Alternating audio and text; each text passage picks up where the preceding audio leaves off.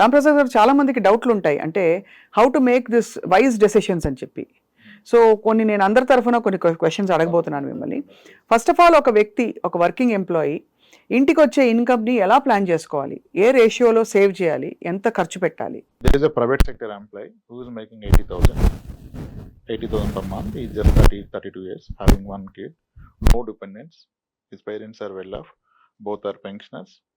They can't even spend their pension. They are also giving him some money. అవును. ఇంకా అతని story వేరు. If there is a person who has a dependent parents ఆరోగ్యంగా లేరు, siblings లో కూడా కొంత సెటిల్ అవ్వలేదు, ఇంకా డిపెండ్ అయి ఉన్నారు, అప్పుడు ఆయన స్టోరీ వేరు. ఇంకా సేవింగ్ ఎక్కడ? ఆ 80,000 బాధ్యతలుగా సరిపో. అవును. అప్పుడు ఆయన ఫోకస్ చేస్తుంది ఇన్కమ్ పెంచుకోవటం మీద, సేవింగ్స్ మీద కాదు. మొదటి వ్యక్తి ఆయన విహారయాత్రలు కూడా ప్లాన్ చేసుకోవచ్చు. కాబట్టి పరిస్థితిని బట్టి స్టాండర్డ్ ఉండదు. నాకు ఎక్కడ నచ్చదంటే, చాలా మంది ఇప్పుడు చాలా స్టాండర్డ్ ఫార్ములా ఏంటంటే, మీ ఏజ్ ఎంత ఉంటే అంత డెట్ లో పెట్టండి, 100 minus me age has to be equity. అంటే ఎక్స్ప్లెయిన్ చేయండి ఒకసారి. చాలా చూసే వాళ్ళకి డెట్ ఈక్విటీ అనే టెక్నికల్ పదాలు.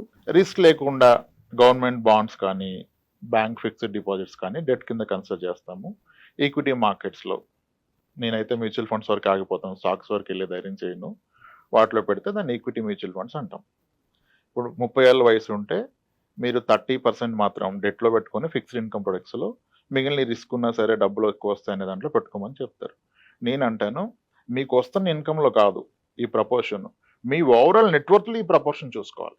మీకున్న నికర ఆస్తిలో ఇది వాడండి. కానీ అది ఎవరు వాడలేరు. ఎందుకంటే ఈ నాలెడ్జ్ వచ్చి 40 ఇయర్స్ 36 ఇయర్స్ వచ్చి, 2 కిడ్స్ వచ్చి, నేను ప్రైవేట్ సెక్టర్ ఎంప్లాయీ, నా జాబ్ ఆగిపోతుంది, తర్వాత కావాలి అని ఇన్వెస్ట్మెంట్ థాట్ వచ్చే టైంకి ఇతను ఆల్రెడీ కొన్ని చేస్తుంటాడు. పేరెంట్స్ నుంచి కొన్ని ఆస్తులు వచ్చి ఉంటాయి. ఇప్పుడు అవన్నీ కలిపి 4 కోట్లు ఉందనుకోండి. Let say someone is lucky enough, వాళ్ళ పేరెంట్స్ ఇచ్చారు, ఊర్లో ఒక పొలం ఇచ్చారు, ఇక్కడ 2 స్థలాలు కొన్నాడు, ఒక అపార్ట్మెంట్ కొన్నాడు, 4 కోట్లు ఉంది.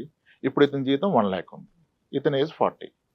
ఇప్పుడు ఇతను ఆ రూల్ ప్రకారం 40% డెట్లో పెట్టి 60% ఈక్విటీలో పెడితే, అతను అసలు పెడుతున్న అమౌంట్ లో కదా, మళ్ళీ అతను మొత్తం జీతంలో కాదు కదా. అవును. అప్పుడు అసలు ఎన్నాళ్ళు పోతే ఏం సాధిస్తాడు ఈక్విటీలో? అవును. ఇప్పుడు పెడుతున్న 20,000లో మళ్ళీ 40% డెట్లో పెట్టి 12,000 ఈక్విటీలో పెడితే, 10 ఏళ్ల పాటు పెట్టిన ఆయన పెట్టింది ఎంత, వచ్చేది ఎంత, ఆ రోజుకి మన అసెట్స్ మళ్ళీ పెరుగుతాయి. అప్పుడు ఓవరాల్ ఆయనకున్న ఆస్తుల్లో చూస్తే మళ్ళీ ఈక్విటీ కాంపోనెంట్ 5% కూడా ఉండదు. కరెక్ట్. సో ఇది మీరు పెడుతున్న అమౌంట్ లో కాదు, మీకున్న నికర ఆస్తికి ఈ రూల్ అప్లై చేస్తే మేబీ మీరు సేఫర్ సైడ్ ఉంటారు.